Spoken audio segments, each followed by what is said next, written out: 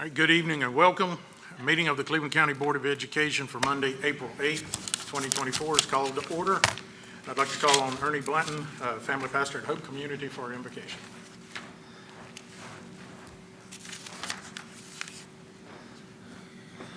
Thank you. Before I pray, I'd just like to share one scripture. As I experienced the eclipse today, I was reminded of a scripture out of Psalm 19:1. It says, "The heavens declare the glory of God, and the sky above proclaims his handiwork." And I couldn't help but think about that as I witnessed the eclipse today. So I just wanted to share that with you guys. Let's pray. Father God, we thank you for every seat that's been filled here tonight. God, for each mind and heart that feels the presence of this room. God, we thank you.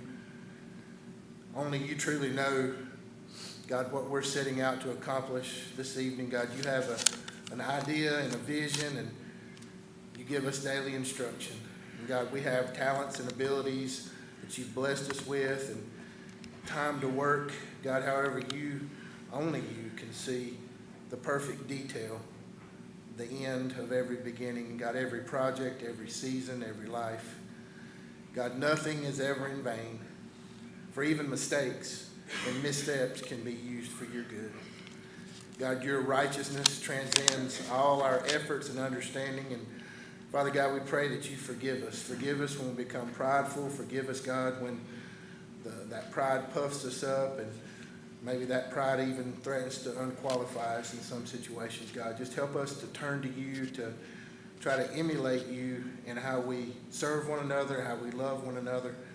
God, strengthen our confidence in who you've made us to be. And Father, we pray that you set us free from comparisons, God, in order that we may work together efficiently to serve your purpose. God, you are the giver of all good gifts, and we do thank you. We thank you for all your blessings, God, for all the successful outcomes in our schools, and for all of our staff, the board members, the administration, the teachers, all the support staff. God, we thank you so much for them.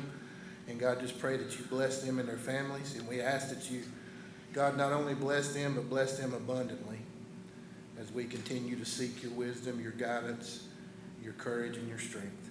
We pray this in Jesus' name. Amen. Amen. Thank you. Mr. Spurling, if you'd lead us in the pledge. Please stand. I pledge allegiance to the flag of the United States of America and to the republic for which it stands, one nation, under God, indivisible, with liberty and justice for all.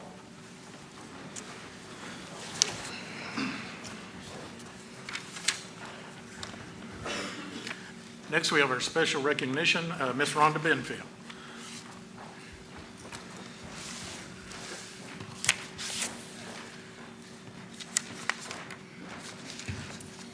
Good evening, Mr. Chairman, members of the board. Thank you for the opportunity this evening to recognize 3 of our CTE students.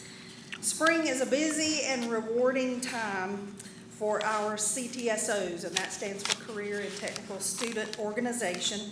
We have 12 CTSOs that are active in our high schools and middle schools, and 10 of those are involved in competition at this time of year. CTSOs are a great experience because students plan and lead their meetings, their events.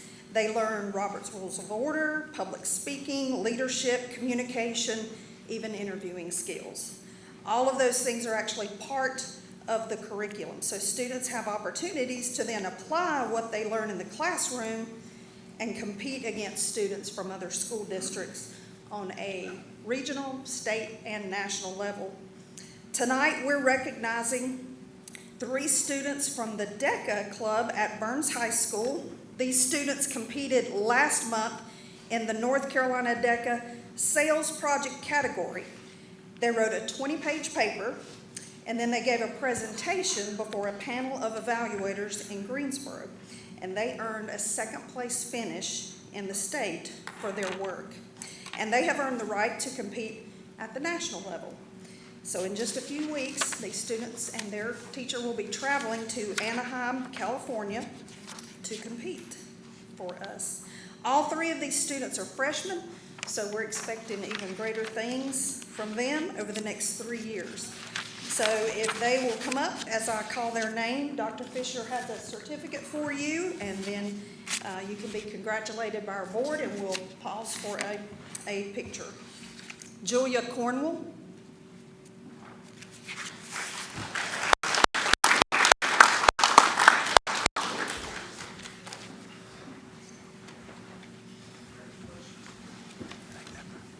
Gracie Linhart.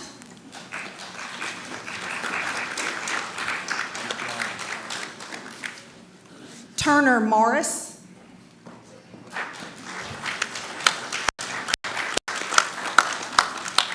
And then the marketing teacher and DECA advisor is Amanda Morris, if she'll come up too.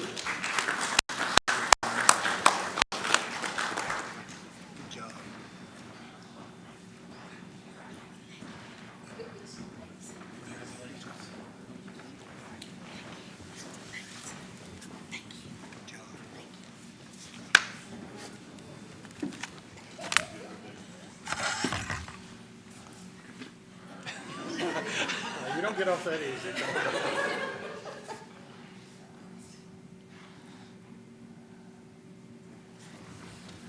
Thank you.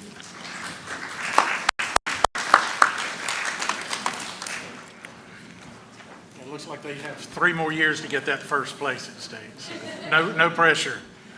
Next, we have Mr. David Pless with some athletic announcements.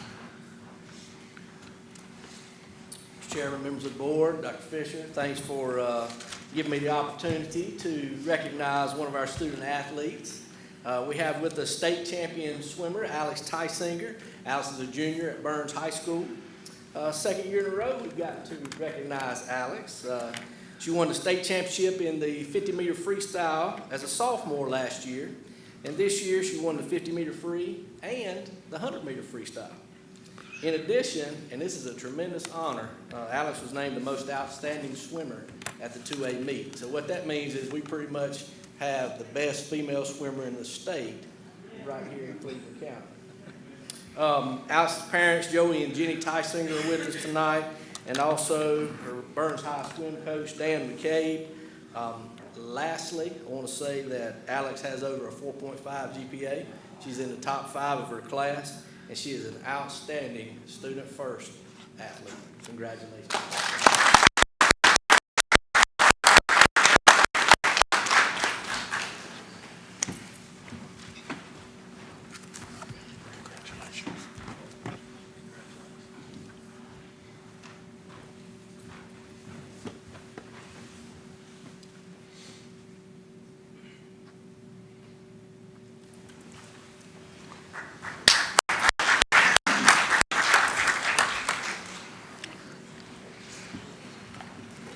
Yes, Cleveland County students continue to bring back trophies everywhere we go, so congratulations to all you students. Before we adopt the agenda, there are a couple of changes.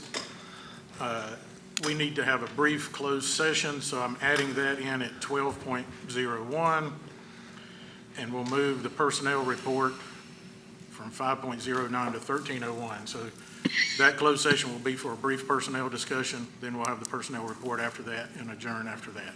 Does everyone understand that change? All right. Do I have a motion to adopt the agenda as modified? A motion by Mr. Bridges, second by Mr. Humphries. Any questions or discussion? Those in favor, if you'd raise your hand. That carries 8-0. All right, we've got 2 sets of minutes for approval. First is the March 11th, 24 business and closed session, and the March 11th, 24 closed session. What's the pleasure of the board? I'll make a motion to approve both. Motion by Mr. Shores, second by Mr. Bridges. Any questions or discussion? All right, those in favor, if you'd raise your hand. And that carries 8-0. We'll move on to committee reports. First is Finance and Personnel. Mr. Shores. Yep. Thank you, Mr. Chair. The Finance Committee met on March 28th. Rob McDaniel shared a budget update and ESSER update. Finance has been working on documentation required by the government related to the federal interest in ESSER funds. Mr. McDaniel discussed the 2023-2024 budget amendment. This will come to the board for approval tonight. Dr. Fisher shared an update on pre-K budget and the need for additional funding for pre-K. There are some options that are being considered, such as private pay options. Dr. Fisher also shared an update on transportation funds and expenses. Over the past couple of years, we have raised bus driver pay and reduced the number of buses being used. However, the funding for transportation has not kept pace with the rising costs of transportation, and we expect transportation to be over budget by $1 million this year. This will have to be paid out of local funds. Mr. McDaniel and Dr. Fisher shared information that is being considered and included in creating a proposed 2024-2025 budget, which will be submitted to the county commissioners in May. Dr. Fisher shared funding on ADM history along with our budget needs and per pupil ranking. He shared that our cash flow has decreased by $2 million over the past 4 years, which has significantly impacted our budget. Mr. McDaniel shared a detailed draft of the proposed budget with special attention given to local funding. Specifically, Mr. McDaniel shared that about $3.9 million in additional funding is needed for us to break even. Dr. Fisher shared 4 contracts that are being requested for approval. The first is the annual required audit contract. The second is the Happy Vision service contract for EC services. The third is the CTE sole source contract with Patterson for summer camp, which will be funded using ESSER funds. The fourth is the VV technology, which will be funded using the safety grant funding. Ginger Jackson shared details on the uses of the VV technology and how it meets our safety needs. The committee unanimously approved and will be up for the board to vote on tonight. Communities and Schools has requested that we continue to fund them as we have in the past for their services, which included graduation coaches at high schools and programs at 2 of the middle schools. Due to our budget concerns, Dr. Fisher and staff recommended that we cut funding to Communities and Schools by 25%. The committee agreed unanimously to a 25% cut and an allocation of $125,051 for Communities and Schools next year. The recommendation is on tonight's agenda for approval. The Boys and Girls Club has requested funding from the board to increase the number of after-school programs they are offering to our students. While we greatly appreciate their service, due to our budget issues, the committee and staff felt that we were unable to provide any funding at this time. However, the district will continue to help them through in-kind assistance, such as the use of our facilities. Dr. Wampler shared a brief personnel update. The district is making significant staffing cuts for next year, as we discussed in the proposed budget. The cuts will be made through attrition. With no new business, the next Finance and Personnel Committee meeting will be Thursday, May 2nd at noon. Thank you, Mr. Shores. We do have several action items in Finance and Personnel. First will be the budget amendment number 1. Mr. McDaniel.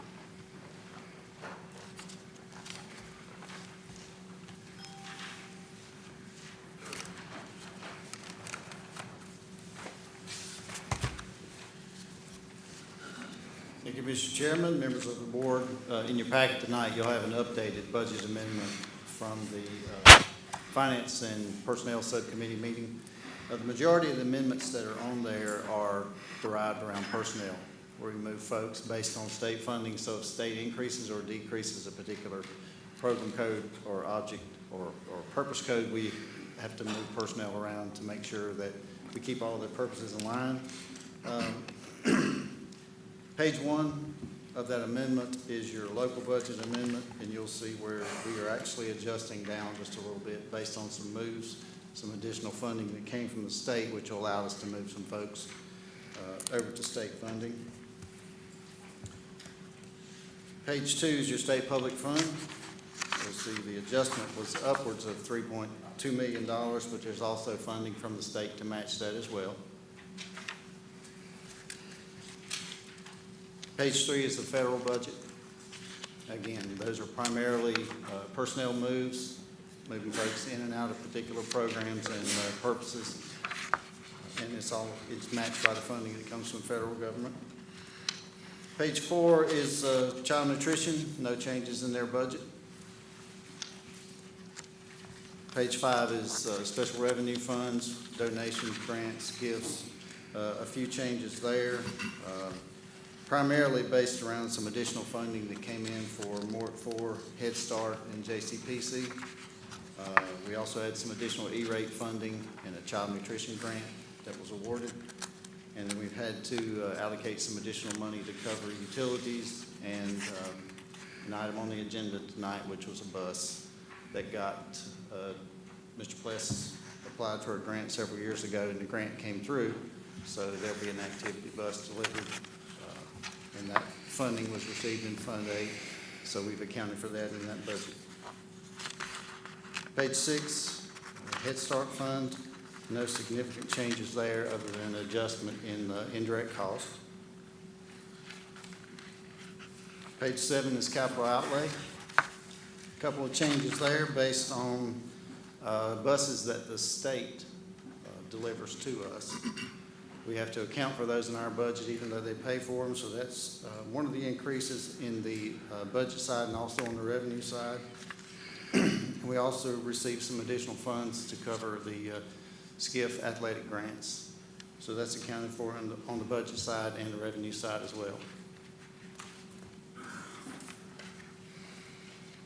And I believe that's it. Yes, sir. Yes. If we knew how this budget was going to turn out, why did we give those raises here a few weeks ago in the upper levels when we know that we was going to be losing teachers or teachers' assistants? How could we do that? Did we not know in a 2-month period of how much money we got?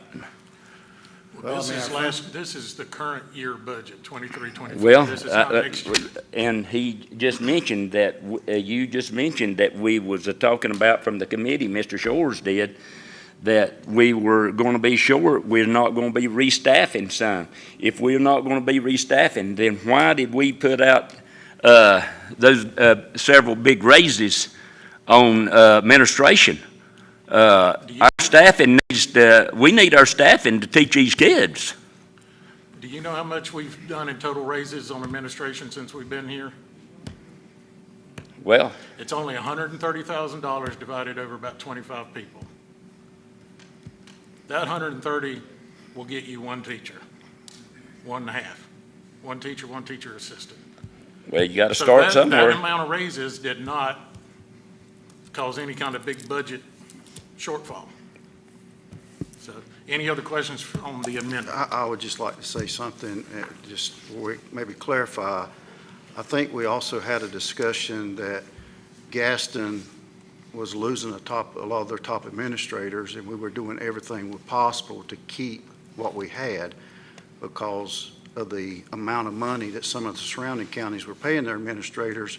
We were just trying to be competitive and not lose so many people. So that's the reason that we're trying to give raises and this budget is so complex that you've got to understand what's paid for by state, what's paid for by federal, what's paid for by local funds.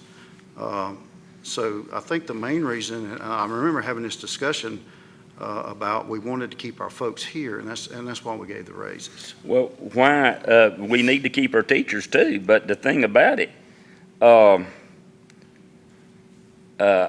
not, I just don't understand some things, of losing our staff, and I know that we're growing. I don't know, are we short on kids coming up year or this coming year? Are we going to be short from the past? Here it comes. Mr. Blanton, if you'll wait on those questions, we're going to give a 24-25 budget update as in your I was going to say in your bulletin, your program.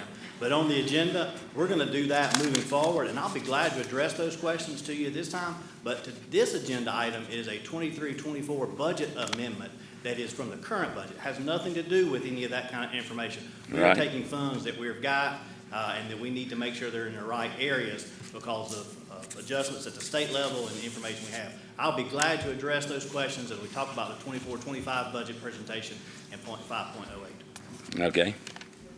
Mr. Queen, Yes. we mentioned about staffing cuts.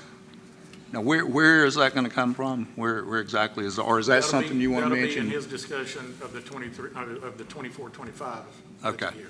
Okay, All a budget amendment does is we get new money in from the state. Sometimes they take it back from a different category. This is balancing what has actually been sent to us, getting it in the right columns. So, any other questions on the budget amendment? So this was updated today to make sure we had the latest numbers, so the committee has not seen this actual one, so we need a motion to approve. Motion to approve. Second. All right, you have a motion by Mr. Humphries and a second by Mr. Taylor. Any further discussion? Those in favor, if you'd raise your hand. And that carries 8-0. Thank you, Mr. McDonough. But I want to make sure that we're bringing it back. Next, we have the audit contract. This is with Anderson, Smith, and White, PLLC. This will be for $42,500. This does come from committee recommended for approval. Any questions or discussion on the audit contract? Mr. Blunt?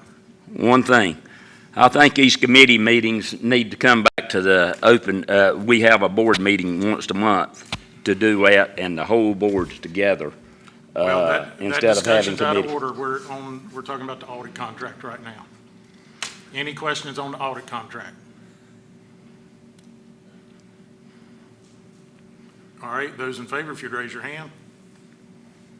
Any opposed? What was your vote, Mr. Blanton? With y'all. That carries 8-0. Next is the Happy Vision contract amendment. This is an hourly rate contract, $85 an hour. It has a not to exceed cost of $127,000 for the year. And this provides visually impaired and orientation and mobility services to EC students. This does come from committee recommended for approval. Any questions regarding the Happy Vision contract? Yes, I have a question there. We have other people that drives their vehicle. They don't get that kind of money for driving their vehicle to the different schools. $85,000, that contract was read, $85,000 for the vision and $85,000 No, sir. It's not to exceed, It's $85 an hour, $85 an hour, excuse me. and they are paid for their time driving to the first school and their time from driving from the last school. They're not, and then obviously they're paid during the day while they're on the job.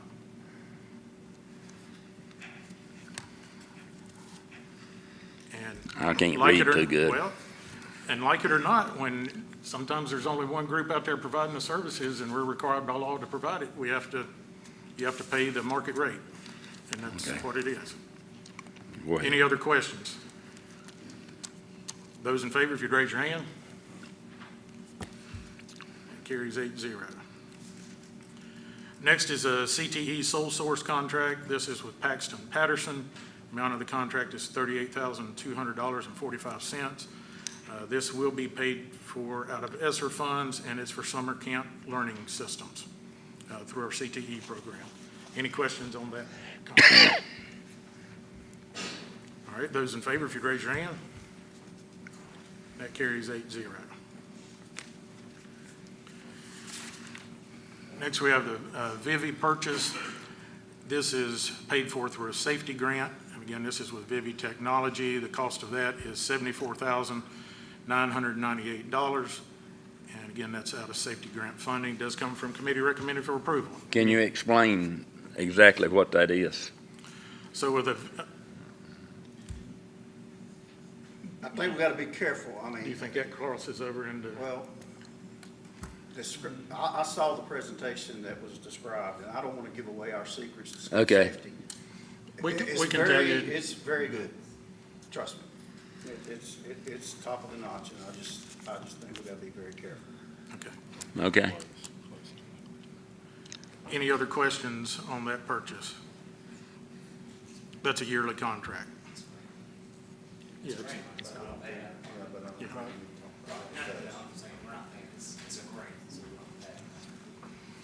All right, those in favor, if you'd raise your hand. That carries 8-0. Next is the Communities and School Funding Request. As mentioned in Mr. Shore's report, that has been reduced by 25%. I do need to correct the number reported. We had a typo in that. So the final number is $127,051, not $125,051. So that's $127,051. Since that number is different than what we had in committee, I'll ask for a motion to approve the Communities and School contract.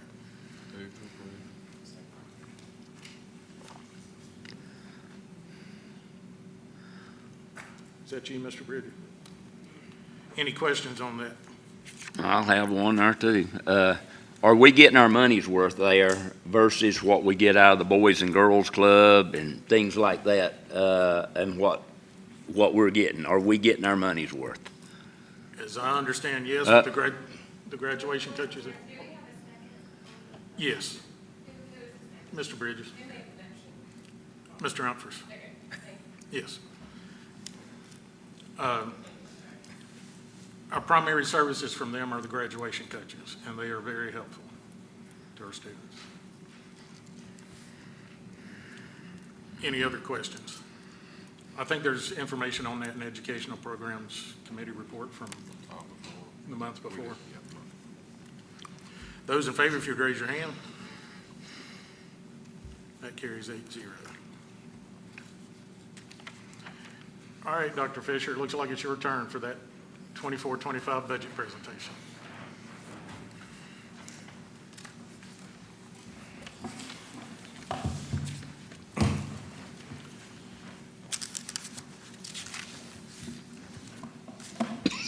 Thank you, Mr. Chairman, members of the board. Do have a budget presentation for you tonight. This is not the budget.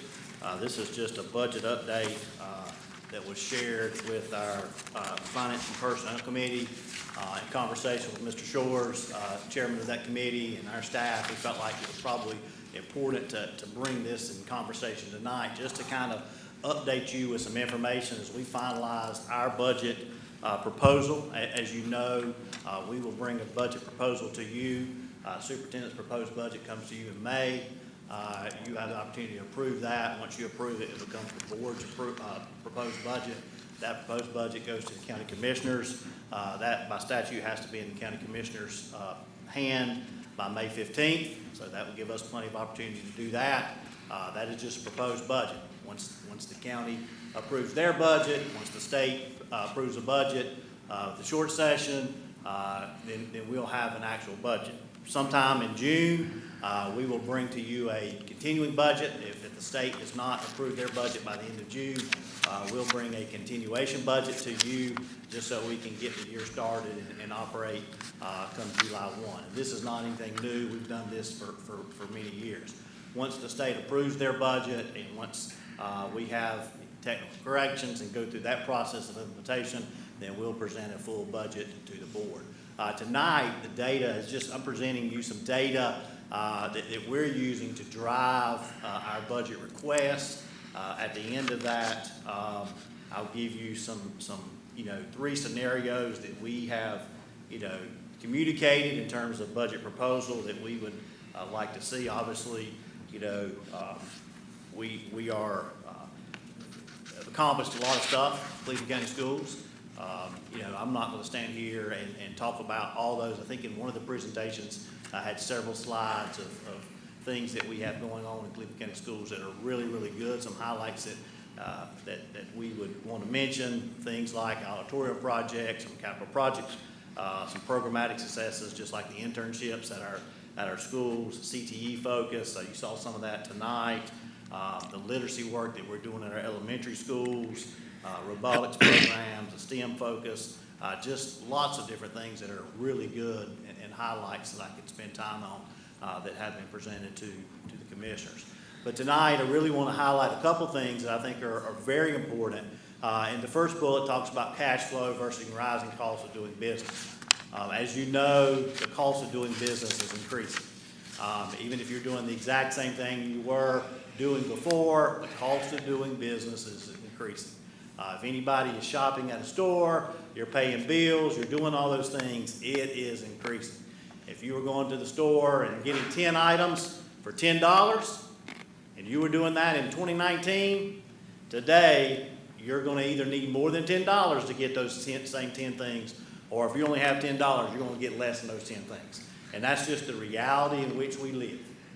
From goods and services to personnel cost is more expensive.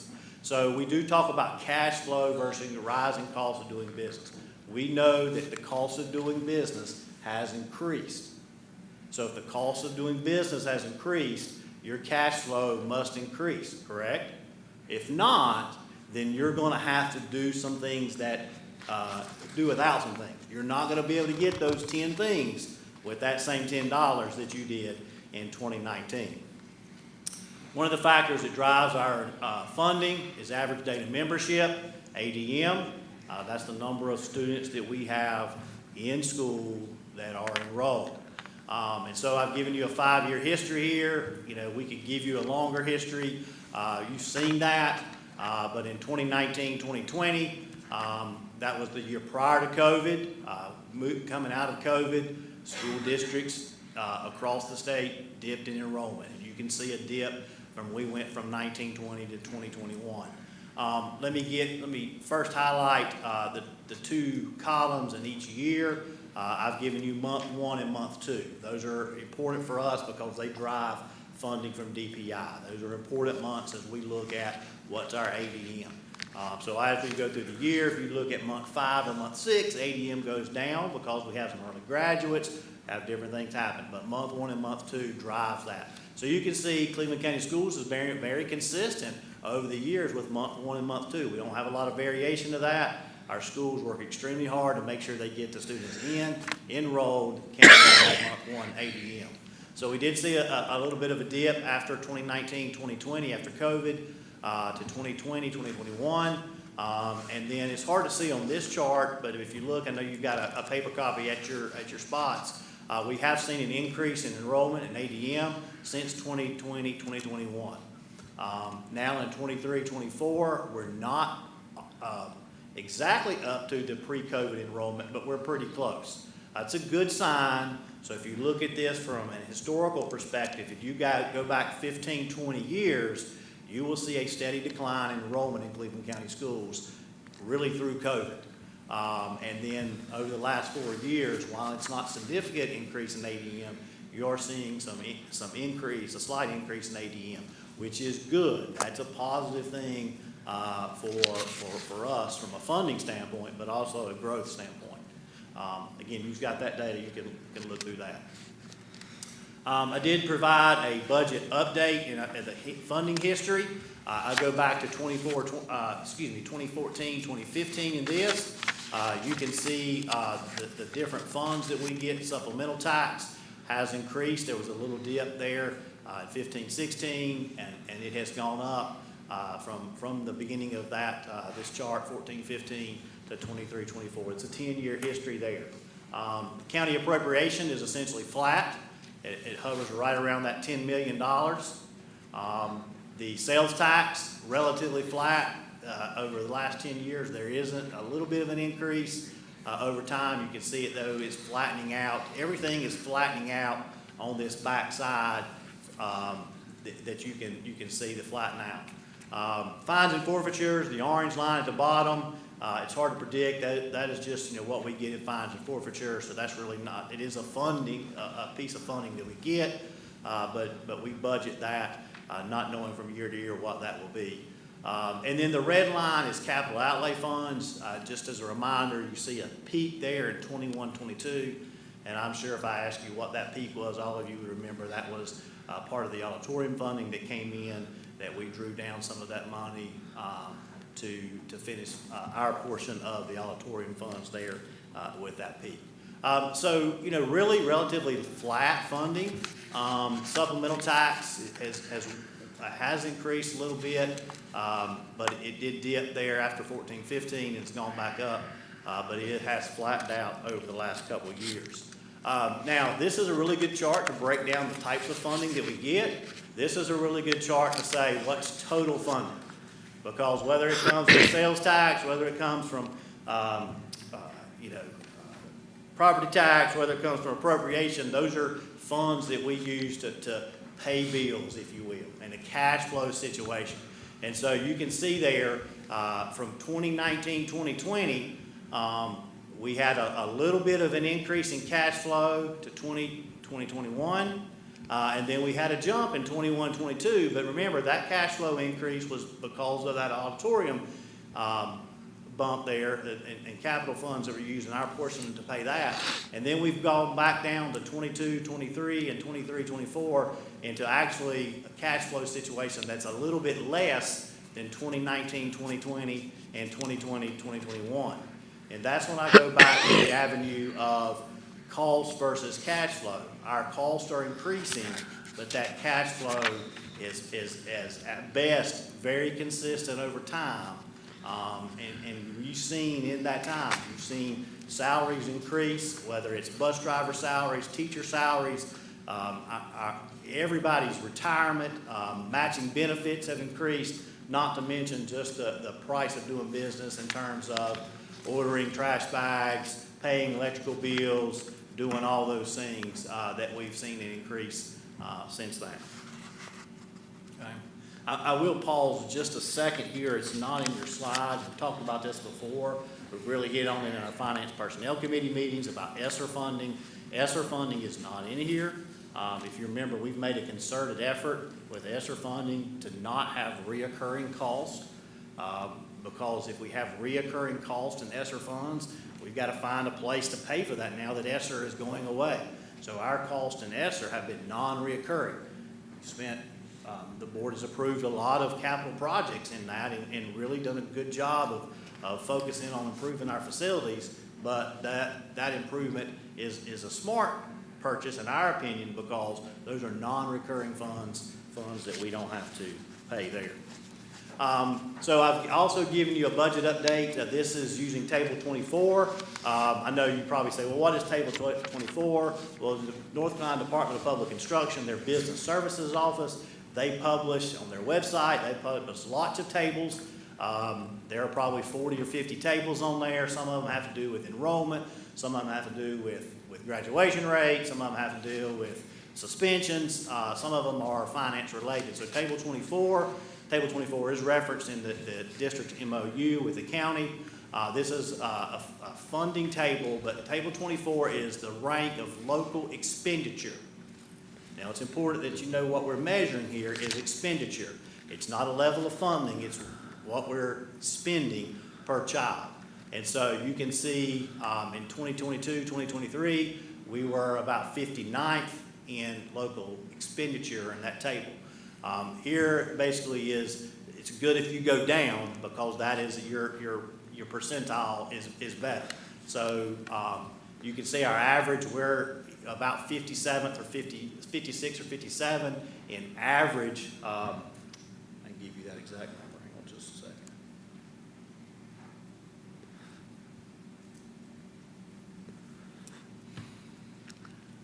So our average is 54.78. So when you rank all 115 LEAs, we're averaging 54th in local expenditure as described in Table 24.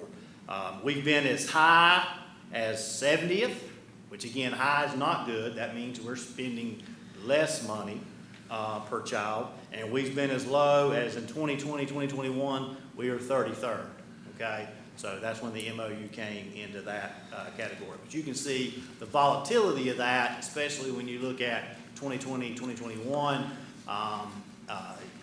If you take that out, you probably have a pretty good, you drew a line of best fit, you would probably be pretty flat there in terms of that. A better way to look at funding, in my opinion, is Table 30. Table 30 is local allocation. This is the money that we get, not the money that's spent, because we could spend fund balance, we could spend grants, we could spend lots of different monies that weren't allocated necessarily to us. So in my opinion, Table 30 is a better interpretation of how we're funded. We average, if you look at the far right, our average is 72nd in terms of local allocation. This past year, we were 69th. And again, this table really shows the consistency in funding and really highlights, if you go back to a couple slides I showed you earlier, you look at consistency of funding, the table with the slide with just the blue bars, it really highlighted how consistent that funding has been over years. And while we appreciate local consistency in local funding, as costs increase, that creates the challenge that we have. So I talked to you about, some proposals. We have 3 proposals that we're really working from. Proposal 1 is to increase operational appropriation by $4.5 million and in local capital by $700,000. This would put us in the top 40 and as defined in Table 24.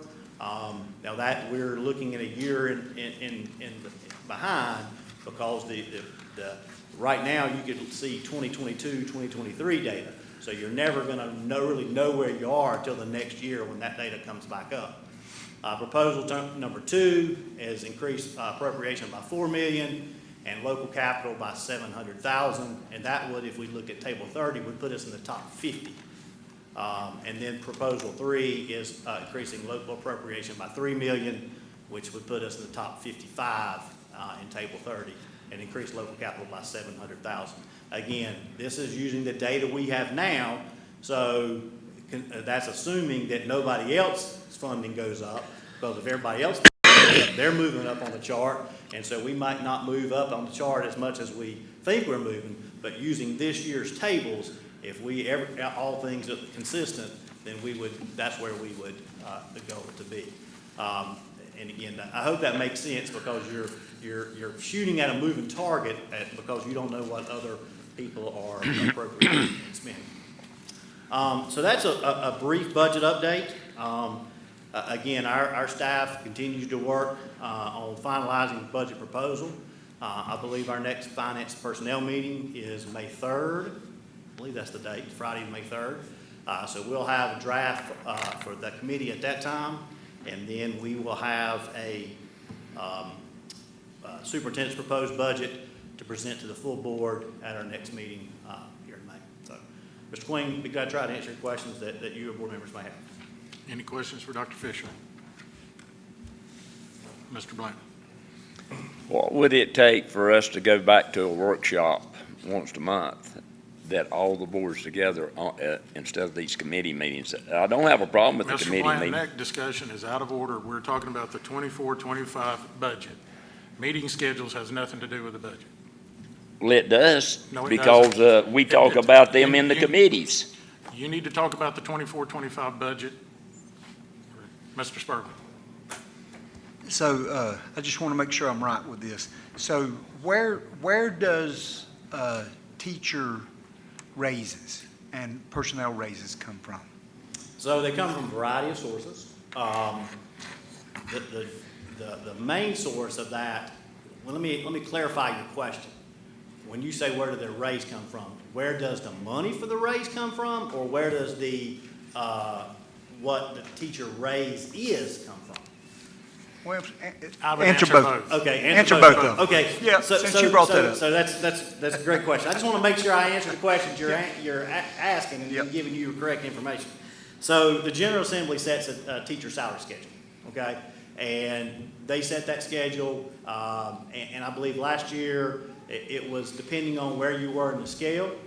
Over the last several years, North Carolina has given significant raises to the people on the bottom end of the scale, and people on the top end of the scale have gotten very little raise. And that is a concern for people that have been teaching That's a true statement. for an extended period of time. It is not does not incentivize people to stay in the business, definitely after 30 years, but even after 20 years when you're flat and you don't see a raise. But that's probably a discussion for another day. So the state sets that salary schedule, they set the raise, what's gonna happen. Money comes from a couple different sources. Money comes from state positional allotments. The state says, okay, Cleveland County Schools is X big, and we are gonna allot you X positions. And so we take those positions and we put people into those positions. And then we have other funding sources. Well, just to clarify on that, so when it's an allocated spot, just so folks understand, the state pays for that spot fully, whether it's a beginning teacher or a 25-year teacher. That is absolutely correct. So it's about, I'm gonna say 875, okay? It may be a little more, a little less, but for argument's sake, let's say it's 875. So we have 875 teacher spots that we don't have to pay dollar for dollar. The state's gonna pay those 875 teachers regardless of who we put in that spot. So obviously, we put our most expensive teachers into those spots and let the state pay those dollars, okay? So then we also have a variety of other funds, both at the state and federal level, that we pay teachers with. Whether that is an at-risk fund, whether that is a low wealth fund, whether that is program funds, EC, CTE, Title II, Title I, we have a lot of funds that we put teachers. And our finance department does a phenomenal job of making sure that we value the dollar to the best way possible. What I mean by that is, we're not gonna let the state pay for a A0, a beginning teacher, out of state fund, positional allotment, and we pay for a 30-year veteran out of local dollars. So we move people around throughout the year. Now, unbeknownst to the teachers, at the end of the day, they don't care where their fund comes from, as long as that, at the end of the month, that check's there and that check cashes, and it's all green, it spends the same. So at the end of the day, we move those folks to maximize our dollars. Once all that has been done, then we roll into local dollars to pay for some positions. Now, there are some positions, regardless of where the salary's at, we cannot place them just anywhere. So you take a social worker or a counselor, for instance, student services. We can pay them out of 007, which is a student services code. We can pay them out of some at-risk code. If Angie was here, she'd probably correct me and give me the exact codes, but I'm giving you 50,000-foot view, okay? But we can't pay this counselor or social worker out of some of these other teacher codes. So what we may have to do, regardless of this school counselor, is it hits local dollars.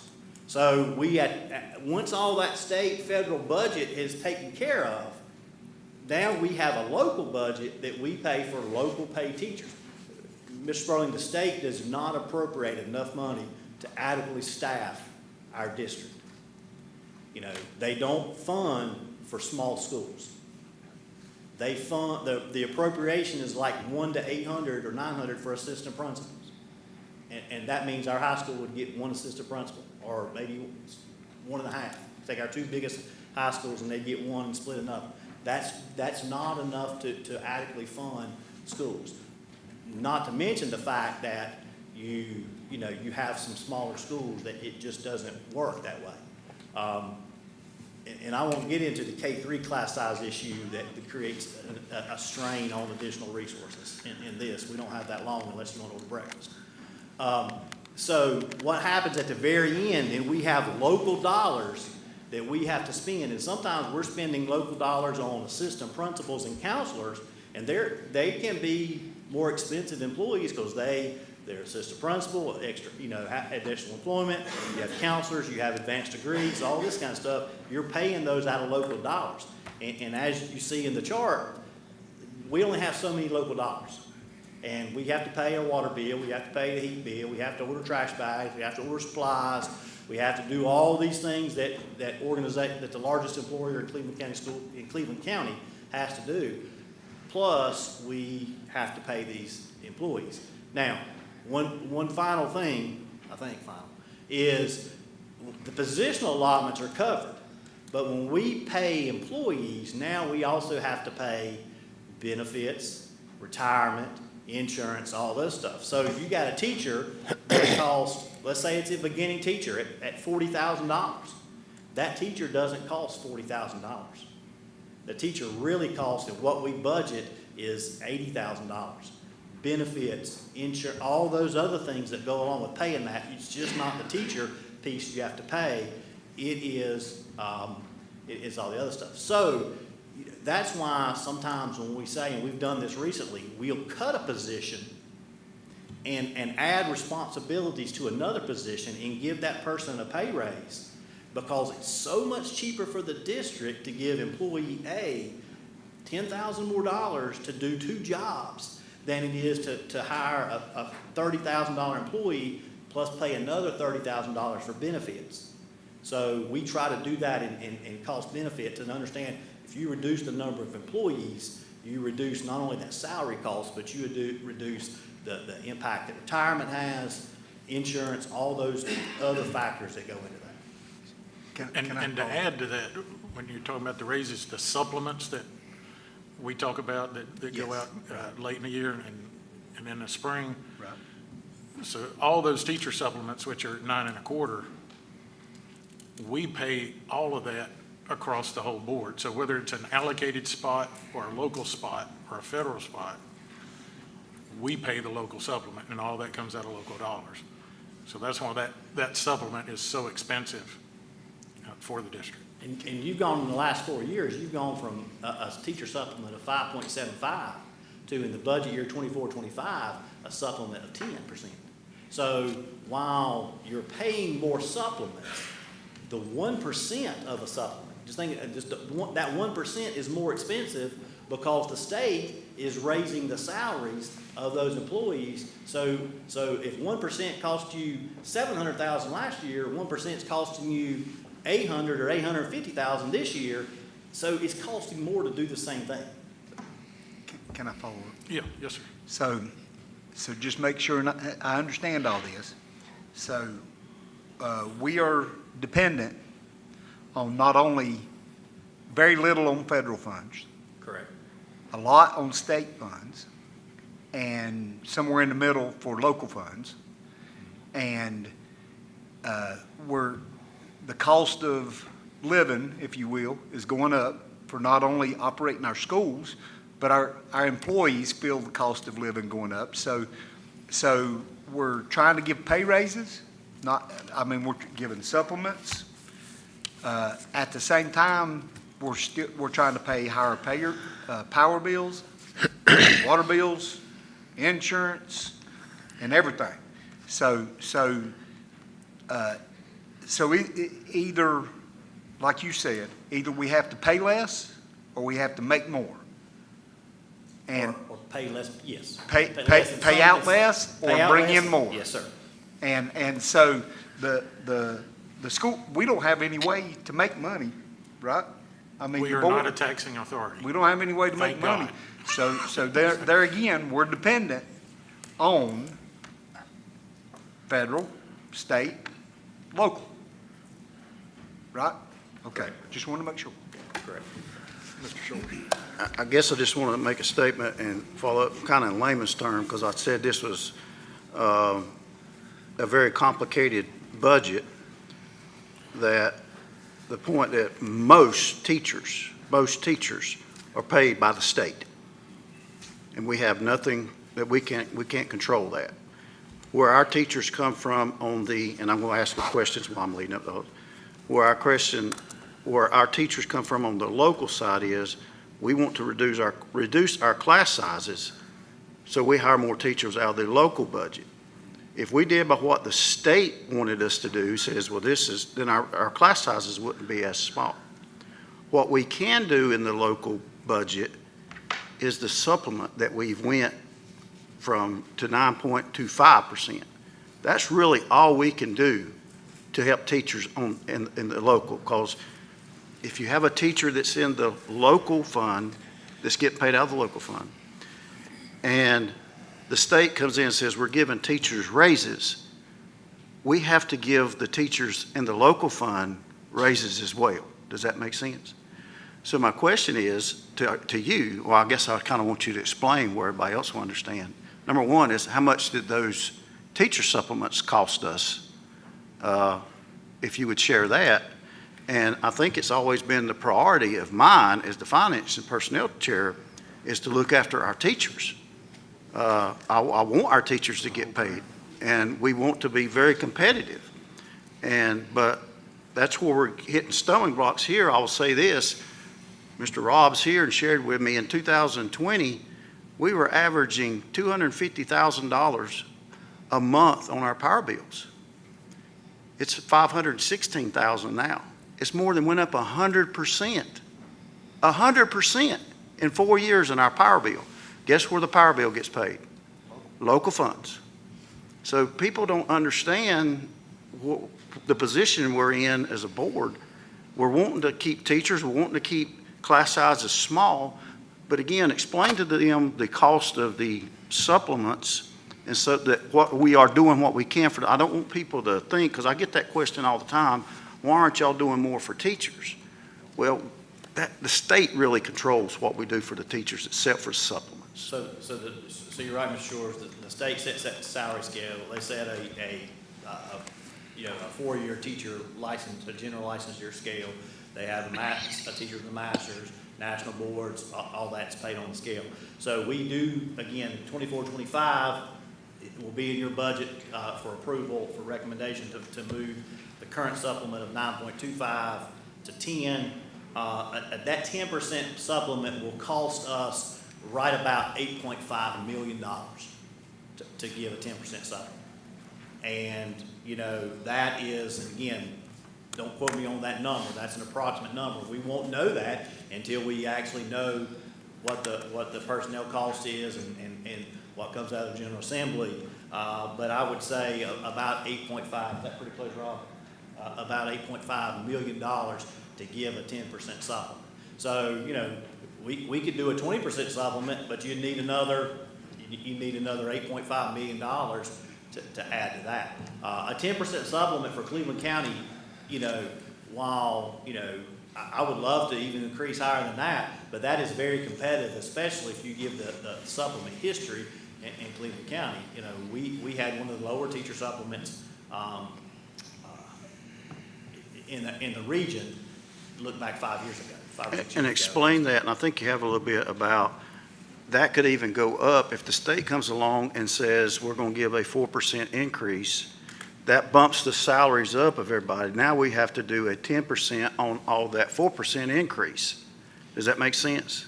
And you're looking at, like, also, if you remember, usually about November every year, the last couple of years, you've approved an additional supplement plan that the state gave supplement money to. If you remember, we gave, like this past year, if you had 15 years or more, you got the max, and then if you had less than 15, you got, an equal share. And again, that's put another $2,000 plus or minus dollar supplement. That's not included in this, so those things are going there. Now, when we get that, the interesting thing about when supplements like that come in is we cannot by law pay pre-K teachers out of that fund. So we can't figure pre-K teachers into that fund. So once we do our K-12 teachers, we have a choice to make. We can not pay pre-K teachers that supplement and say, you're instrumental in the work you're doing with 4-year-olds, or we can take that out of local funds. And in the years that we've had that supplement, additional state supplement, we've gone out and said, okay, let's just take that out of local funds and pay those supplements. Now, I know districts that are very close to us that have said, sorry, pre-K, if you can't pay it out of your budget, then they don't get it, and so they've not got it. And nothing against our pre-K, but it was in there. Our pre-K is underfunded, so we have to we take a certain local amount out of local dollars to give to pre-K because we're overfunded. I mean, the pre-K costs more than the money they're bringing in for outside allocation for preschool. Again. And I want to say something about the preschool, now that you brought that up, because, and if anybody in the sound of my voice can hear this, that has any clout with any legislators, the state requires assistants in pre-K, you have to have a 2-year degree in childhood early development. That specific degree. You can go have a degree in psychology, you can have a 4-year degree in this. Nope, you have to have an associate degree in early childhood development to be an assistant there. That's crazy. I mean, to me, we're going to lose pre-K because of the state. And we're going to lose bus drivers because of the state, because I ain't going to get on my soapbox, but I do this in the finance committee. They tell us how much the most we can pay a bus driver.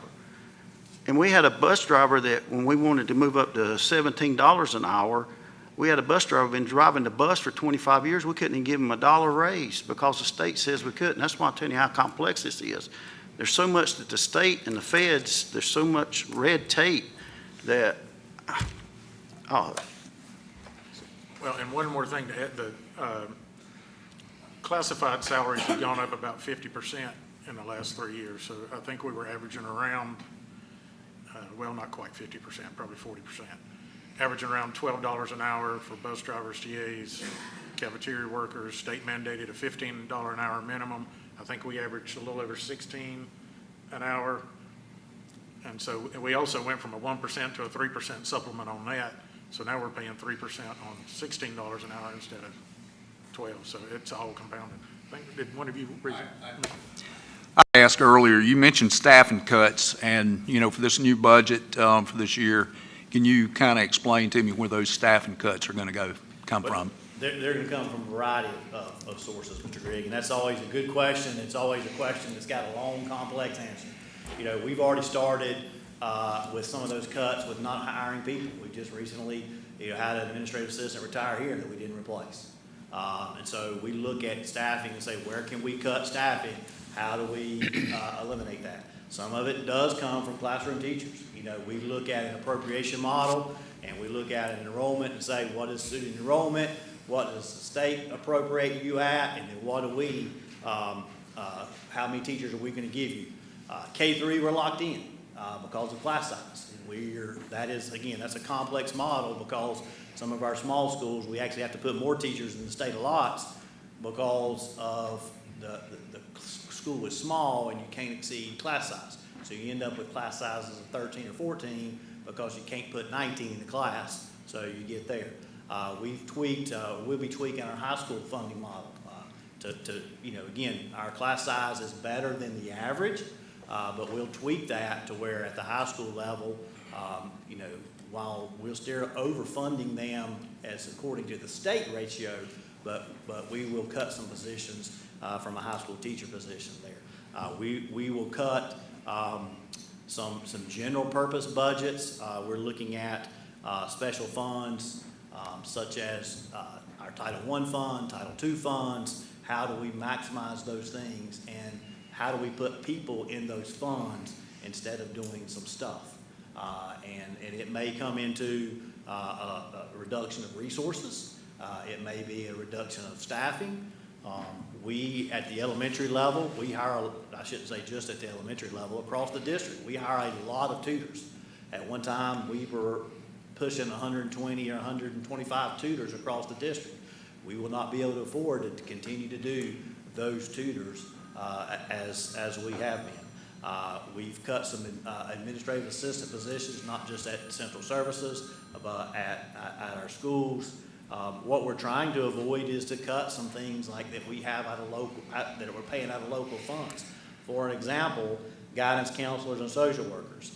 This year, we paid roughly 15 student services positions out of local funds. Well, it would be easy to say, well, let's just cut those 15, cut that local funds, and that saves us local money. Well, I don't think in 2024, it's a really good idea for us to be cutting student services positions. So the budget work then is how do we find a way to put those in and pay those with some state funds? What adjustments do we have to make? Is it that we have to reduce allocations, do less things? We allocate monies to our schools, DSSF money, at-risk money. There may be some things that we don't allocate to schools, and that information is being communicated. We have communicated staffing adjustments to our schools, and principals understand that. They get the budget picture, they understand that. Because within our schools, they have funds that, and it's a smaller version, but like I'm using elementary schools, for example, our elementary schools have a pot of Title I money. So they're trying to do a very similar thing that we're trying to do out of Title I. They're trying to hire a Title I teacher, they're trying to hire some interventionists, they're trying to hire all these positions out of that, and to realize, okay, that cost of that employee is increasing. So, they're gonna see less flexibility in that, and at the end of the day, less tutors and some of that, because we're having to take some of those funds to put student service workers, because we don't want to, we want to have every elementary school with a counselor and a social worker. We don't want to get back to the days that we were, 5, 7, 10 years ago, where you had a split position, or you had a half a counselor and a half a social worker. That wasn't great then, but in 2024, it's definitely not great at this point. Assistant principal, we pay for 22 assistant principals out of local funds, because the state says, here's how many assistant principals we'll give you, which is a pitiful ratio, quite honestly. So we need to support those schools and those students from a curriculum standpoint, from a discipline standpoint, from an operational standpoint. And so, you could cut those, but if you cut those assistant principals, who's doing the stuff at the school? Who's doing the work? The workload, and I'm getting on my soapbox a little bit, I apologize. The workload isn't decreasing. There are over 600 reports that we have to turn into DPI. The workload doesn't go down. Somebody's got to get the work done. And so what you try to do is diversify those cuts. That way you're not left in some areas without and other areas where we're heavy. Okay. Question real quick.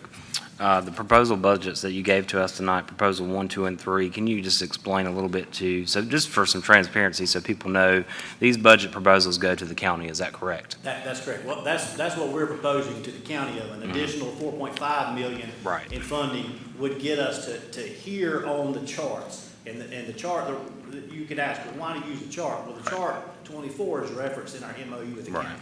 So we take this, we're saying, we want to be here in the chart, this is what we've got. We want to be here on the chart, this is where we're going. We want to be here on the chart, where we're going. So we're proposing number 1 first to the county, is that correct? Can you explain, just for transparency to the public, what happens if the county comes back and says, we're not interested in doing number 1, we may not be able to do number 2, let's look at number 3. Explain what happened to our budget locally if we don't get at least something from proposal number 1, something in that range. So let me try to answer that in one answer. Okay. So when we're looking at our budget, and this is preliminary, Mr. Bridges, it's really preliminary, is if we do everything that we've done this year, we just run the same playback, we're going to need somewhere between $3.5 to $3.7 million to run the same play we've been running. Mm-hmm. That's not Is that adding- more? Huh? More? Yes, that's not adding anything, Right. that's not, adding positions, that's not doing anything different. That is running, let's run it back, same Right. team, let's run it back. We're gonna need somewhere between 3.5 and 3.7.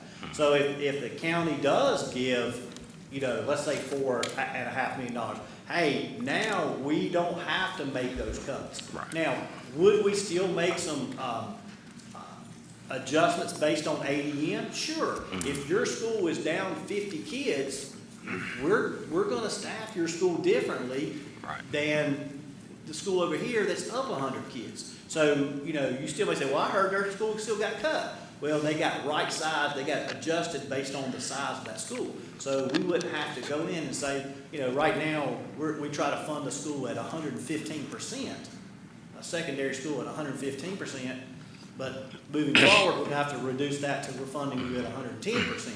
So, if we get 4.5, we may go back and say, hey, we can go back and do 115. We'd be able to put some things back into that. Now, it's smart for us, I think, to be really smart with that and say, when we add that back, is that something what's the value added in that?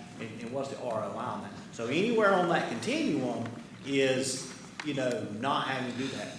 We're saying the 3.5 to 3.75 because that's if that flat number stays flat, that's the deficit that we have. So there is a chance, like if we didn't get option one, we'll say that we could face some hardships next year. So I think it's imperative that we hope for the best that the county would give us option one. Okay, that's my only question. And I just felt it was prudent from our standpoint that we look at that to say, hey, if not this, then as you go down that continuum, we could put 4, 5, and 6, but as you go down that road, it is gonna be more cuts than there. And until we know, we can't wait till May or June to start making that. We're going down this path, and then if we need to deviate, it's easier to add back than it is easier to cut left. Mr. Chairman, if I may. Mr. Roberts. I'm not gonna get on this soapbox because we'll wait a month and it's gonna look like Ringling Brothers if I get on the soapbox. But the nexus of this MOU was Cleveland County, correct? The county commissioners came to us and wanted to do this MOU. Is that correct? They set the top 40 from table 24, correct? That was their decision. So they made a promise to Cleveland County schools and the students of Cleveland County. They promised that they would pay to keep us in the top 40, which is essentially the top third. Is that correct? Well, that's according to the MOU, yes. And they agreed to it, and we agreed to it.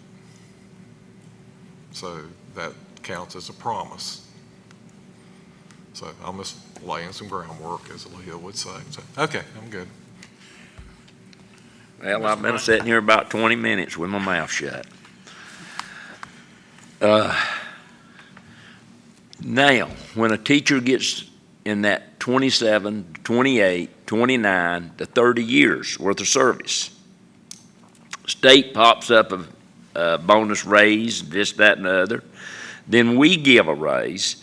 I'm not wanting to take away from them, but that person is going to go into a spiking mode very easily. Is that correct? Huh? The teacher's not going to go into spiking mode. In other words, they'd have to come from a teacher to administration to go in that spiking mode, right? So spiking at its core, the definition of spiking is when you have not paid enough into the retirement system to be able to get out your last 4 years of retirement. So you're correct in that. But a principal will go into that, right? Not necessarily. Okay. Not necessarily. If your salary increases dramatically in the last couple of years, where your retirement, what you put into the retirement system is based on $50,000, and then all of a sudden the last 4 years you made $100,000, then there's a difference there in what you put into the retirement system and what they anticipate you pulling out. So that is called spiking. Well, that sounds like somebody got a big jump, right? And spiking, if you go back and do the history of spiking had nothing to do with public schools. Spiking originally started with our friends at the community college.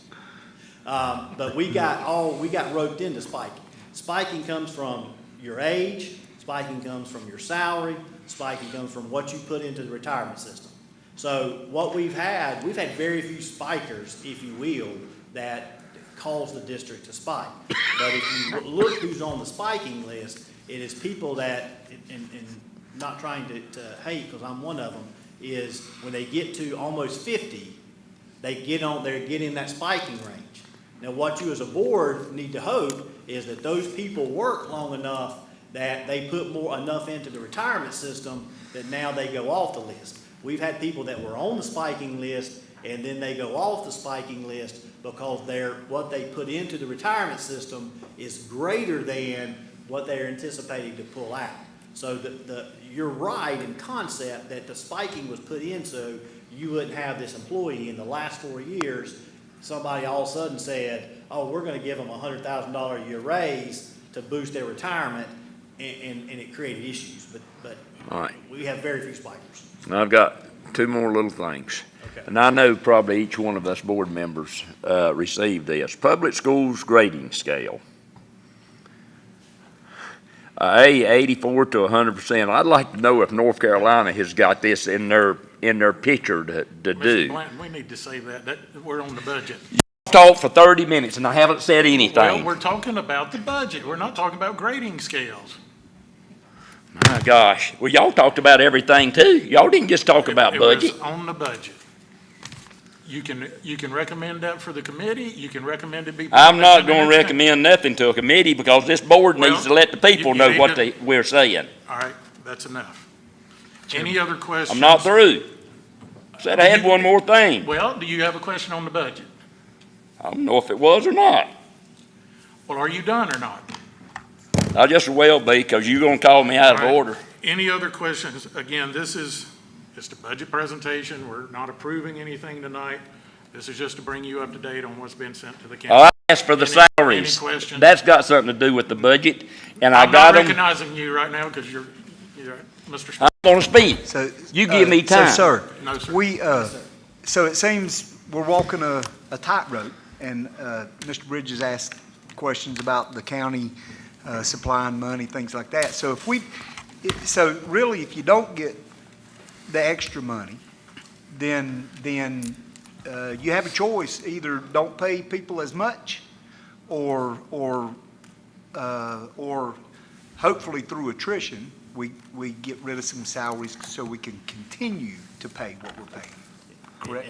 And in reality, Mr. Spurling, option one is not an option. Option two is the option of you just reduce staff. You know, going back to my analogy of 10 items for $10, if you only still have that $10, you don't get all 10 of those items. You gotta prioritize which of those 10 items you're gonna get for the money you have. So as a school system, sorry, my chair went down. Sorry about that. So as a school. If you're losing air. I don't know what happened. Dude, to add some hydraulic fluid over there to you, It Mr. Spurling. just dropped We don't me. have that in the budget, so you can. So as a board, as a school system, I mean, unless we can somehow do car washes and make more money, we don't have a lot of choice. Has that on got how anything to do with the this, right? budget? You're right, Mr. Spurling.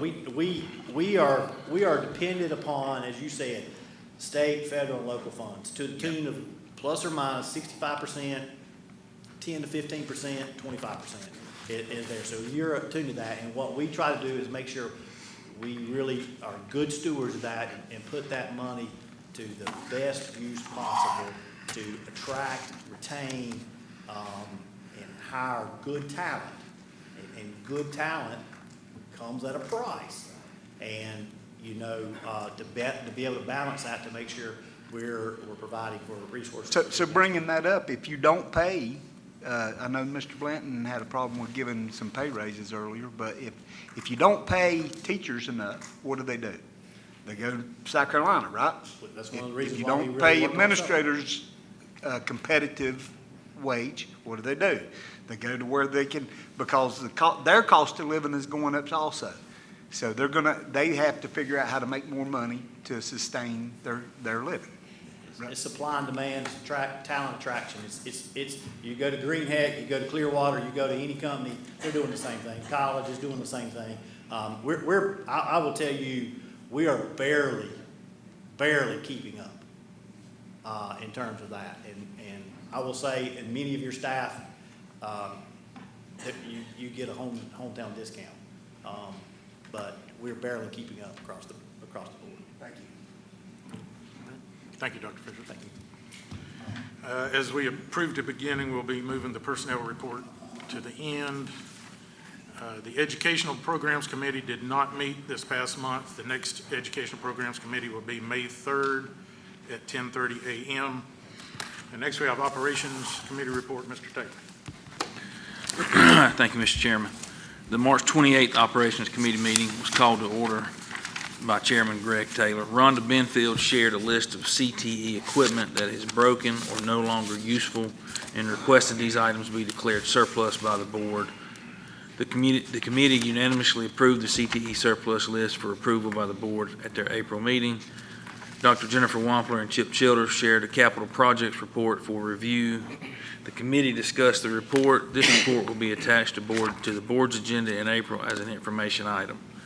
Dr. Wampler shared information related to 5 capital projects over $75,000, which require board approval.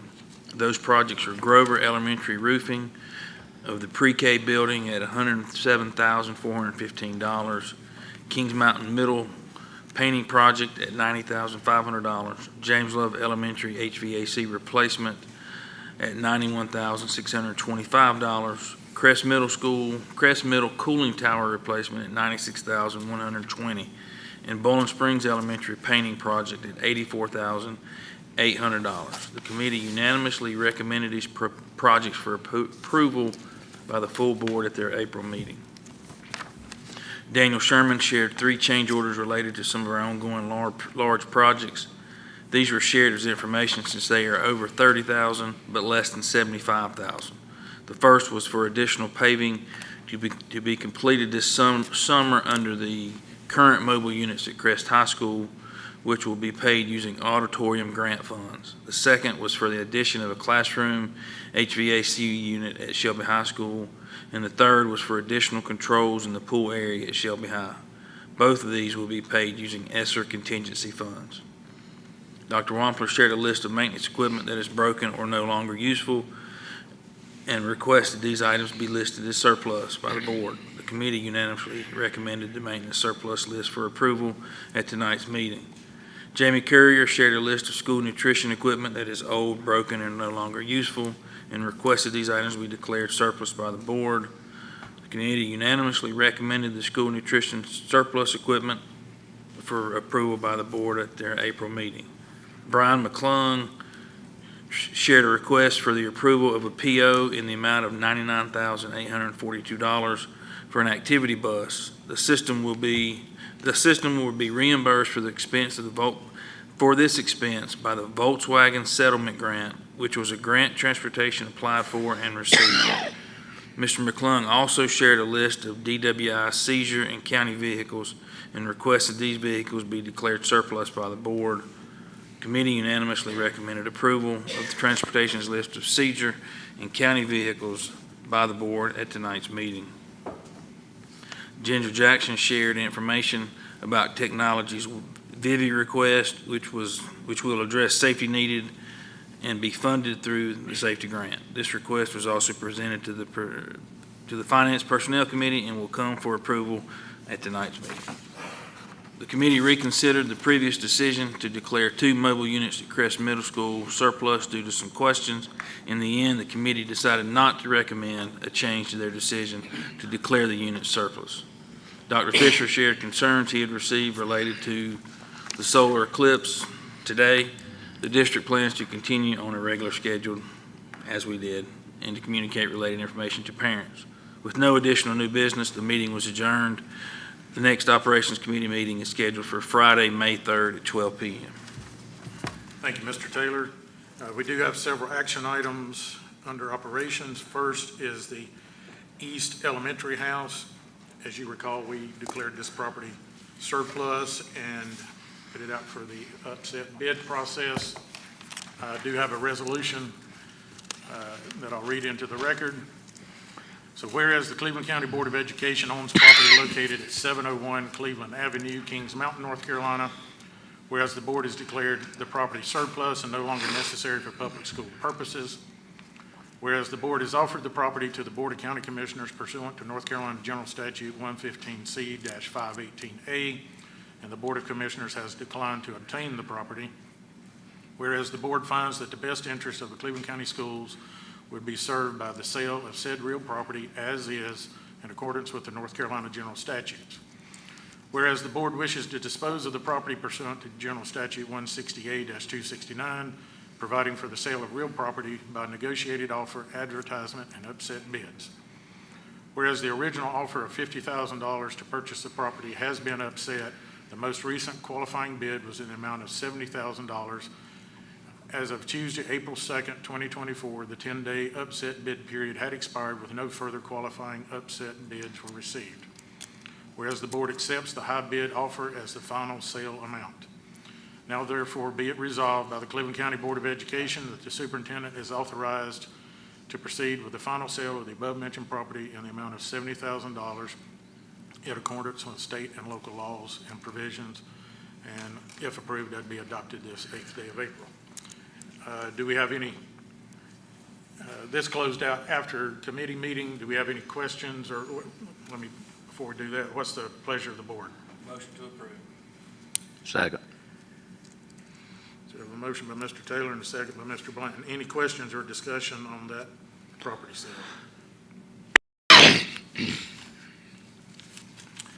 All righty, those in favor, if you'd raise your hand. And that carries 8-0. The next 5 action items are capital projects that were recommended by the committee. Is anybody have any objection to taking all 5 of those at one time? I'll read through each one and make sure we know the amounts, but, all right. So the first one is the Grover Elementary Roofing Project. That is to Carver and Sons Roofing. That will be for the pre-K and kindergarten building at Grover at a cost of $107,415. Second one is painting of the interior, exterior entrances, walkway canopies, poles, and handrails at Kings Mountain Middle School. That would be to Daniels Painting for $90,500. Next is the direct replacement of 3 heating and air units at James Love Elementary. Those units serve as the dining room and the multipurpose room. That contract would be with Gaston Sheet Metal for $91,625. Next is a direct replacement of the Crest Middle School cooling tower, and that is with Pyatt Heating and Cooling for $96,120. And the last project is removal of wallpaper, finishing and smoothing wallpaper walls, painting for the interior, all exterior entrances, walkway canopies, and handrails of Bowling Springs Elementary at a cost of $84,800, and that's with Covenant Painting. And just so everyone knows, this comes out of all of these projects will come out of our normal capital funding. We do receive $700,000 from the county each year.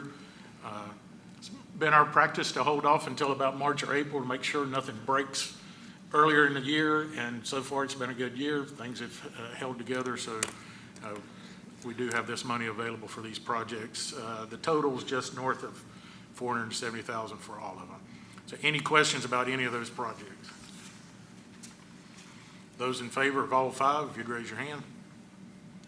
That carries 8-0.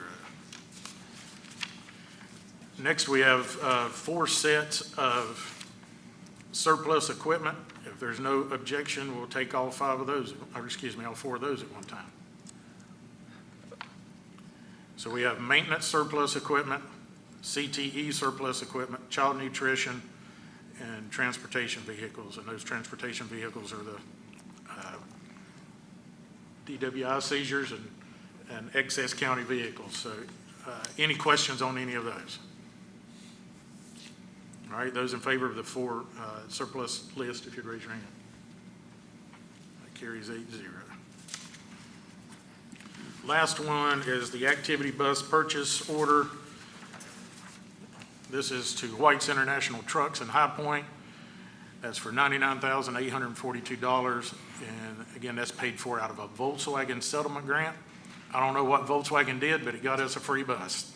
And just for clarification, typically the white buses we have to pay for out of local funds. So we did save $100,000 by getting that grant. So thank you to the Transportation Department for doing that. Any questions on that purchase order?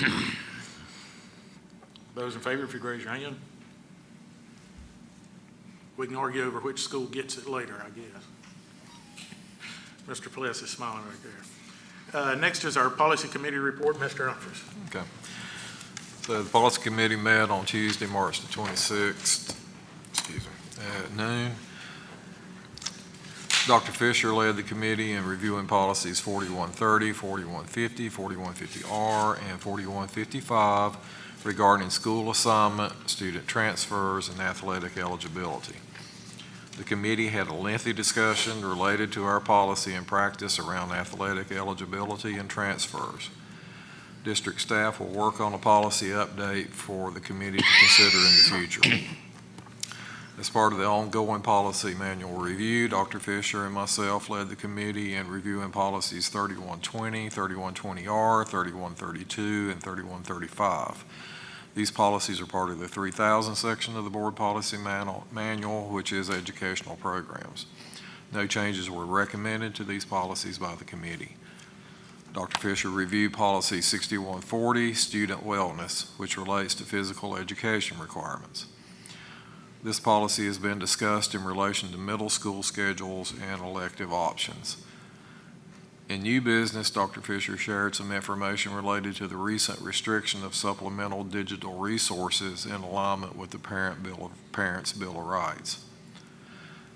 Specifically related to K-4, this restriction does not impact the abundance of resources that are offered to students in K-4 or limit teacher resources for instruction. With no additional new business, the meeting was adjourned. The next policy committee meeting is scheduled for Tuesday, April the 30th at noon. Thank you. Thank you, Mr. Umphreys. We have one policy for approval. That's policy 4400, which is our attendance policy. If I remember correctly, we deleted 2 words. We deleted the requirement to notify by mail. Any questions on that? That policy does come from committee, recommended for approval. Already got it. All right, those in favor of the revision to policy 4400, if you raise your hand. That carries 8-0. And the safety committee did not meet this month. The next safety committee meeting is scheduled for April 30th, 2024 at noon. So Dr. Fisher, we're ready for your update. I was up here about 45 minutes the first time. You guys, I'll take another 45 We'll minutes. deduct that from your time now. Got 5, okay. I took 3 from the vice chair. I'll be brief. Most of you are able to attend the Crest High School ribbon cutting. A great day to finalize those 2 projects, long-standing. That's one of the conversations I've heard is 10 years as superintendent is the auditoriums in the Burns and Crest zone. It's a picture from the center of the stage at Crest. There's a great picture there to show the carpet and the highlights there. You can see the back 2 classrooms open in this picture. Just a really, really, really good facility there. Our folks have done a good job of getting some aerial photos. I thought this was a good picture showing the building as it sits on that campus. And there's a good campus-wide shot. So it's pretty impressive looking at that campus there. So really appreciate the work there. Really appreciate our state legislators for their support. Speaker Moore did a big hand in that and was able to do that. Here you guys are with some board members that were on the board when those projects were approved, and Mr. Shields from Crest High School able to cut the ribbon. I think there was a little bit of issue cutting that ribbon. I'm not going to say who's to blame. Mr. Shields is not here today. Mr. Shields' so fault. we'll blame him on that. The commissioners, that one went a little bit easier with the commissioners and state representatives. So really appreciate your support of those projects. It is good to kind of have those projects complete and hand it off to the schools and look forward to that being used by our students and staff. And here's one last picture, I believe, of Crest with students performing there at Crest. 3 things to highlight to tonight is Senior Scholars Banquet. Make sure you have that on your calendar. Really a highlight, a crown jewel of what we do, highlighting seniors at the end of the year that have over a 4.0. So make sure you put some ice on your elbow. Make sure you got your arm loose that day for all the hands you get to shake. May 9th, Cleveland Community College graduation. Last year, over 11% of our students graduated from the community college prior to high school. So we would anticipate similar numbers to that this year for the college graduation. And then May 23rd is our retirement banquet for folks that are retiring. The graduation schedules have been in your email for the last couple weeks, and they're in the Friday updates. If you'll go and click on that link, you can either type your name in there, which graduations you want to come to, or if you'll send me an email, I can put that in there if you don't want to mess with the Google link to do that. So you've got that information there. I know North Shelby's will be coming around probably mid-May soon, and then all others will be close to the end of May. So you've got that information in your Friday updates. That's all I have, Mr. Chairman. I'd be glad to try to answer any questions about those. Anything for Dr. Fisher? Mr. Spurlock? So, question, shouldn't ask for don't run yet. So we've been talking about budget all night, and you just showed auditoriums. Can you very quickly explain, just for transparency, where did the funding come for, how much were those and where did the funding come from? So we wrote an original needs-based grant for those auditoriums. The original needs-based grant was 75-25 match, which again, a 3-to-1 match, which is a pretty good deal. I'll spend $1 for somebody else, $3 all day. But when we got the bids back, it was after COVID, prices have spiked and gone crazy. So the original needs-based grant was not enough to cover that. So we wrote a second needs-based grant. The good thing in between needs-based grant 1 and needs-based grant 2 is the match for us had gone from 3-to-1 to 5%. So we paid a nickel on the dollar, which is an exceptional deal to do that. So we spent $30 million, $28.5 million from the state, 1.5 from local to be able to do those auditoriums, to do the drive, the parking, and all those projects at the school. While I'm on that subject, we also are continuing with the field house, not the field house, but the press box, concession stand, and restrooms at Burns and Crest High School, and that was a part of an athletic grant that we wrote 3 or 4 years ago and received. That grant was for $4.9 million, and we've slowly done some projects. We still have a few projects left in that grant, but we've lit some fields and we've done some building stuff with those grants. Thank you. Thank you. Next is our public participation. Mr. Shores. You lost your paper. I got it here somewhere.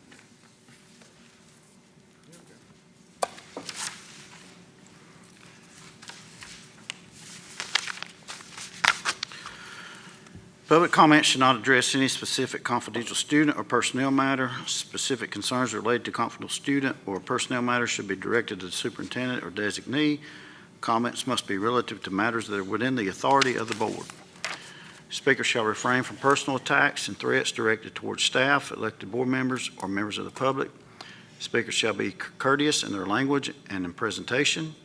Insults, profanity, use of vulgar language or gestures, or other inappropriate behavior are not allowed.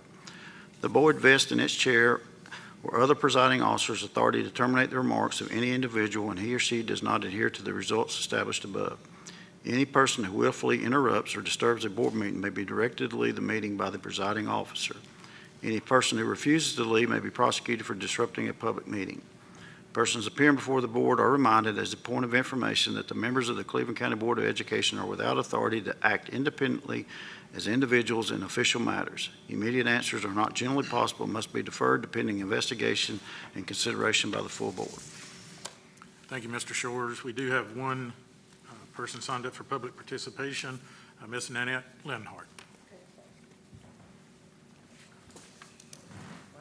Okay.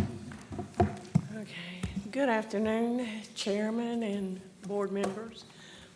I have in my hand a Christian magazine. It's from the American Family Association. I'm going to hold it up. It's referring to target pornography. Okay. And find my place in here.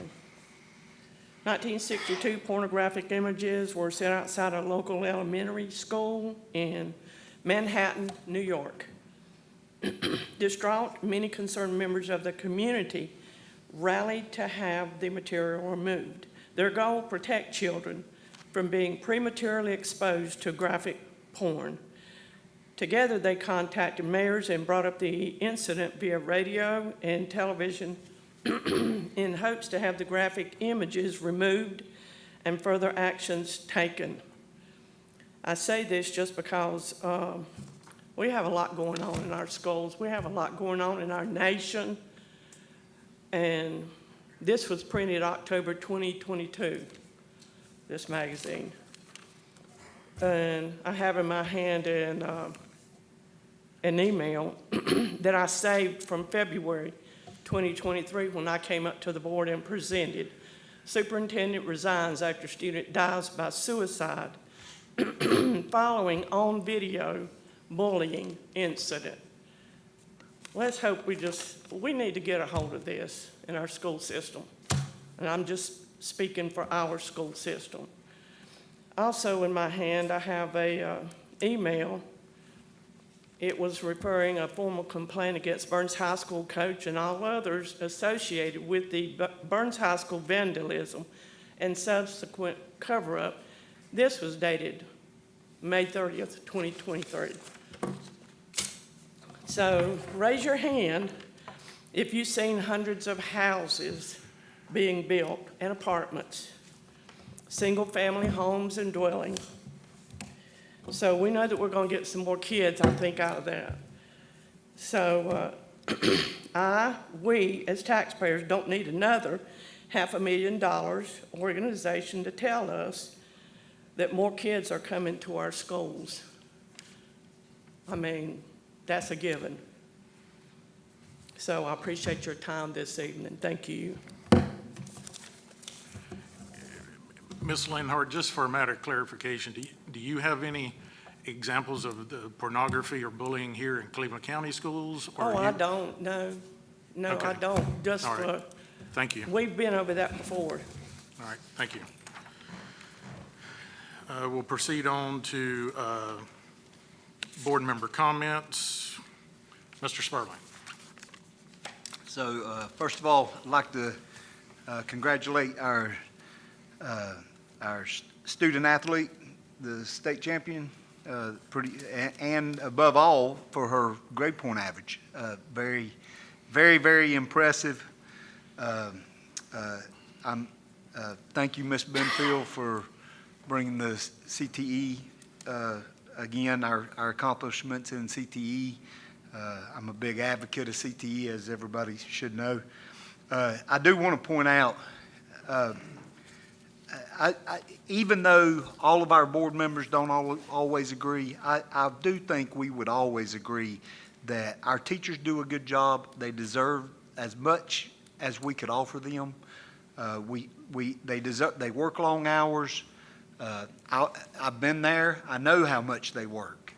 We say a 40-hour work week. No way. They put in way more than that. At one time, I had aspirations to be an administrator, and I did that until I figured out how many hours they put in. Even more. It seems like even more than the teachers. Go to a ball game. Go to a dance. Everything. Every activity that school has an administrator there. And there's only, at the high schools, there's 4. Yes, events, teachers go to them, but there's, how many teachers compared to those 4 administrators? There's an administrator at every event. And then we talk about our staff here at Cleveland County Schools. Look at this. They're here on a Monday night. Every board meeting, they're here. Every time we go visit a school, they'll go with us. Every event they go to, I go to football games. I see them at the football games. I just think our staff, whether you're all the way, Dr. Fisher, all the way to the newest personnel, we owe all of them a gratitude of thanks. We pay millions to see entertainers, ball games, singers, whatever. And every one of those, whether they're an actor, singer, ball player, whatever, at some time in their life, they were touched by a teacher or an administrator. And our teachers and administrators get paid a fraction of what those people do. So the best I think we can do is we'll continue to pay you as much as we can. At the same time, keep the lights on, and just accept my gratitude. Thank you. Mr. Bryant. I wanted to bring up this a while ago, and I'd like to know if North Carolina is going down this line too with our public schools. A, 84 to 100. A B, 64 to 84. A C, 44 to 64. A D, 24 to 44. A F, 0 to 24. This has been sent to me by 3 different people. I know that y'all probably got it from a person too, some of y'all did. But this also, Dr. Field was the one that put this out, this one particular one that was sent to me. That's where I read that. But is North Carolina dropping our scores? If we are, we need to leave North Carolina and start operating Cleveland County and make our academics much better than this. I'd like to have that answer if North Carolina is bringing our scores to public schools down to numbers like that. What's a A, what's a B, what's a C, what's a D, what's a F? Okay, I know, this is just me talking now. I can talk, I can just talk about anything I want to. So, can't nobody stop me here, because as long as I'm not running nobody down. And I did ask for the salaries in December 17th, I think, January the 8th, and January the 17th. I believe that's right. I finally got them a couple of weeks ago. Took about 3 months. I got them in alphabetical order by the first name, and I don't know a third of the people by their first name that's in our school system. I got 21 by their last name in alphabetical order. Oh, I could just look it right up. But I know very few people by their first name because they might go by their middle name. I'm Danny Lee. Most everybody knows me by Danny. So I'd like to have those in alphabetical order by their last name, and I'd appreciate it. And thank y'all, and appreciate everybody coming tonight. Mr. Humphries. Mr. Green. I just want to say congratulations, like Mr. Sperling said, to the athletes that were here tonight and the teachers that brought them in here and helped them get to where they were or where they are. And, you know, the other thing is Cleveland County should really be a proud county right now, considering the fact that we have 2 of the best-looking auditoriums that I've seen in a very long time. If you hadn't had an opportunity to stop by there, you probably want to do that and take a look at what we now have to offer the kids. I just hope that the kids will take and respect each and every one of these places the way they should, in the same way that we would. So thank you. Mr. Bridges. We've talked about budget all night and finances, and so my board member comments tonight are going to be to Rob McDaniel and his team on our finance committee. They do a good job stretching the dollar and looking for ways to save and to move money. So I just want to say congratulations and thank you guys for what you do. And our school system wouldn't be successful without you guys, so we appreciate what you do. Thank you. Mr. Taylor. No. All righty.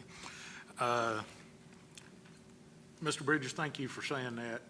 You beat me to the punch, but it's amazing what our finance staff pulls off and how they rearrange and juggle and what they can quote from memory and all those purpose codes and where the money comes from. So, yes, thank you to our finance team.